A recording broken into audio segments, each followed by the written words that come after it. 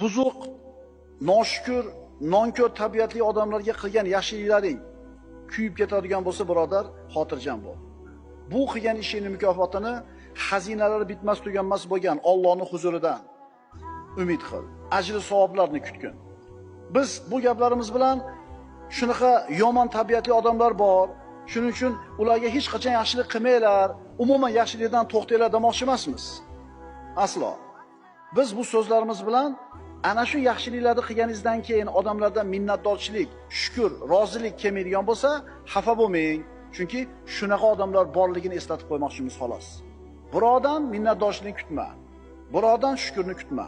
Kutma birodan yaxshilikni. Shunda ular nonko'rlik qilsa, xafa bo'lmaysan, chunki kutmagansan, shunga tayyorsan. Yaxshiligini qadrlashmasa, xafa bo'lmaysan, tayyorsan, bilasan odamlar tabiatini. Endi mabodo birontasi seni minnatdorchilik bildirib qoladigan bo'lsa qilgan yaxshiligingga, bu narsa sen uchun surpriz bo'lib qoladi.